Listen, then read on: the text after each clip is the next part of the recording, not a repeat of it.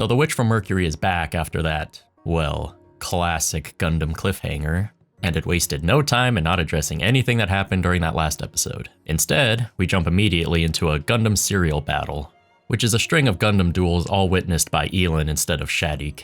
First round is between someone named Ebony Boas and Soletta. Surprisingly, I guess, she completely destroys this no-name that is trying to become the holder. The second fight doesn't fare much better against Ariel, also ending in a stomp. Then a third fight. At this point it says she has 5 wins, then 6. We end on a 7-win streak. Apparently while the Ariel was being rebuilt, at least 5 duels were postponed, and Soletta has to accept 1 duel every 2 weeks. The other houses were trying to take advantage of this serial battle, but yeah, that didn't pan out. Afterwards we got our second opening for the show, which is a banger. We learn there will be an open campus event, where students from outside will come and experience mock classes. Also, it's basically a school festival. Finally, they address the attack on Plant Quetta, which at this point has happened 2 weeks prior, which the media is calling an accident, much to the ire of the students. The attack was done by a group called the Dawn of Fold, an anti-Spatian organization. They used Jeturk group mobile suits, along with 2 using the Gund format. This attack failed in killing off Delling, but left it with major injuries. We also learned that Benerit Group was responsible for the media keeping the whole thing hushed, as the truth would damage the company's credibility. Shadik is also banned from taking part in duels and company business, which I'm assuming is why he didn't witness the serial battle earlier in the episode. Next we got Soletta talking to her mom. They address Soletta's feelings about the ordeal at the plant and wonders if there was a better way of handling it instead of by, well, you know. Her mom reassures her that it was the right thing to do. It also looks like she's been investigating the attack along with pretty much everyone else. Afterwards, Soletta goes to get some life advice from Ariel, but instead gives Nika some. Then all of a sudden, the 2 Gundam pilots from the plant attack, Sophie and Noria, show up, with Sophie calling Soletta Big Sister, and them transferring to their school. They also wasted no time in moving their stuff into the Earth House. Soletta, being a precious Tanuki, humbly takes on her new role as Sophie's big sister.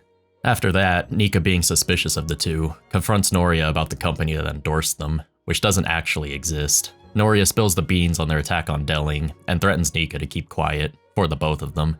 We then get to the Open Campus Festival, and Soletta doing her best as a big sister. Very happy scenes. Elin gets denied going out with Soletta again. We also get more Nika hiding things. Right after, Earth House is setting up their own booth for the festival and get harassed by the Jeturk House girls, telling them to get ready for the Rumble Ring, a battle royale-like mock battle that'll happen on the last day of Open Campus. Apparently no one told Soletta that the holder has to participate each year, which sounds about right. We then see the 2 transfer students in the hangar, checking out the Gundam Ferract and talking about Soletta. Nika confronts them, telling them to leave the school altogether. Sophie tells her to stay out of their way, with Noria telling her to give up trying to improve things between the Spatians and Earthians. Noria attempts to crush Nika with the Ferract, but Soletta comes in last minute to save her. Despite the fact that they're attempting to straight up kill Nika, Soletta challenges Noria to a duel, saying that if they're going to be students there, they have to follow the rules. Sophie accepts, telling Soletta that Gundams are only meant for killing.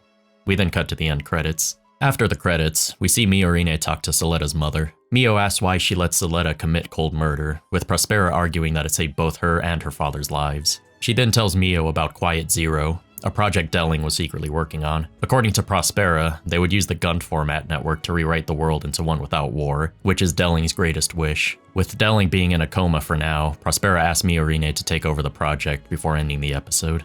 So the 2 big things I want to address are Noria and Sophie, who are part of Dawn of Fold, and Prospera's request for Mio to take over the Quiet Zero project.